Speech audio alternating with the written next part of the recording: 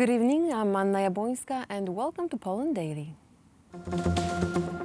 Polish authorities commemorated the 75th anniversary of the uprising in the Warsaw Ghetto. Jewish fighters set off clashes to make the world aware of the genocide committed by German Nazis on Polish Jews.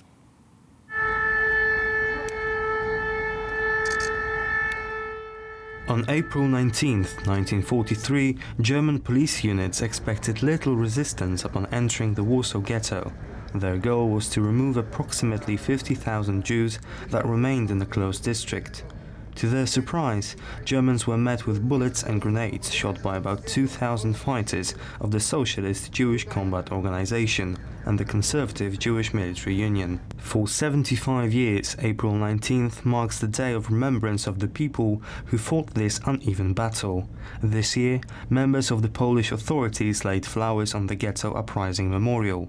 The ambassador of Israel, Anna Azari, and World Jewish Congress President Ronald Lauder attended the event. May God bless the memory of the valiant Polish Jews who fought and died here in the Warsaw Ghetto. May God bless the memory of the valiant Polish Catholics who fought and died here. May God bless all the Jewish people worldwide, and all the Polish people. And may we fight our oppressors shoulder to shoulder together. The symbol for the remembrance of the Warsaw Ghetto Uprising is a yellow daffodil, and many people wear a paper flower pinned to their clothing.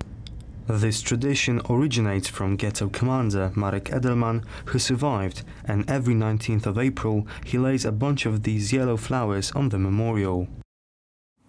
Who will be the next president of Warsaw, the capital of Poland? Conservatives have not appointed their candidate for one of the most prestigious posts in the country. The contestants are Michał Dworczyk and Patryk Jaki.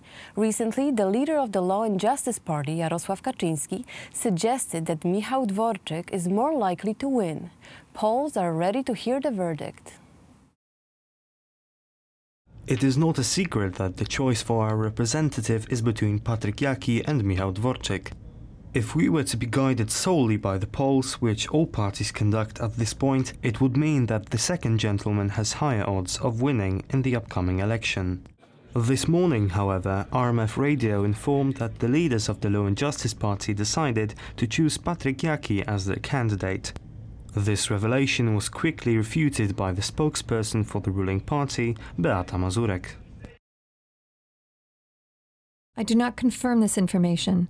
There are still two candidates in contention: Chief of the Chancellery of the Prime Minister, Michał Dworczyk, and the Deputy Minister of Justice, Patryk Jaki. Once the decision is made, we will announce it officially.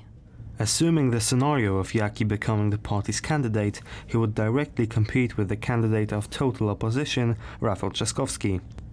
According to columnists commenting on the issue, the candidacy of Patryk Jaki would increase the chances of the Law and Justice Party winning in Warsaw.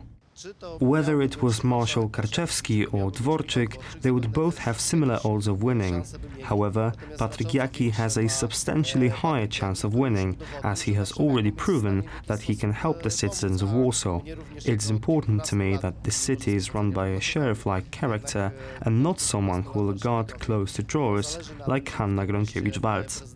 Municipal elections will take place on one of the three following Sundays: October 21st, 28th or November 4th. Suddenly, Warsaw appeared on the map of great world politics. Bloomberg reported that the Polish capital might host a meeting between US President Donald Trump and North Korean dictator Kim Jong-un. Donald Trump said that he hopes for a successful meeting, but if he concludes that it may be pointless, he will cancel it. Hopefully that meeting will be a great success, and we're looking forward to it. It would be a tremendous thing for North Korea and a tremendous thing for the world.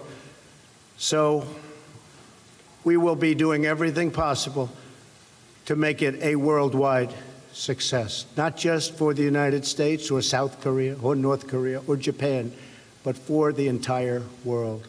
Donald Trump is considering 5 locations for the meeting with the North Korean leader: As it appears in the list published by Bloomberg, the world's leading press agency, Warsaw is one of the places mentioned by the U.S. president. Poland is one of very few Western countries which have a North Korean embassy, as well as having a Polish embassy in the capital of the communist state of Korea. Candidacy of Warsaw was legitimized in the media communications by stating that North Korea has an extensive embassy in Poland and that it was in Poland that Donald Trump gave his first big public speech in Europe in July 2017. Should this summit take place in Warsaw, it would mean that this difficult period in the history of Polish-American relations has come to an end. It would be a sign that the President of the United States sees us as a country which has good relations with the U.S. You don't visit a country you're conflicted with. Other locations mentioned by Bloomberg are Bangkok, Prague, Geneva, Helsinki, Singapore, Stockholm, Oslo, and Ulaanbaatar. The Polish economy is doing well. This has been confirmed by the latest Standard & Poor's rating. The agency is expecting positive growth this year. Main drivers are export, EU transfers, and a large diversified and open economy.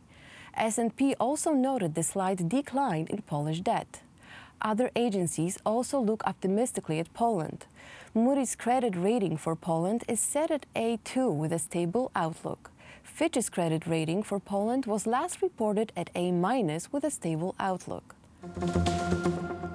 Last week, we followed the story of a report published by the Polish Crash Investigation Committee on the April 10, 2010 catastrophe. The document indicates that the airplane was torn apart by several explosive charges set well before the fatal flight. Telewizja Republika joins the effort to spread the contents of this report. We encourage our viewers to visit this page and review the report to make up your own mind. That's all for tonight. Thank you for watching Poland Daily, and please join us tomorrow at the same time. Good night.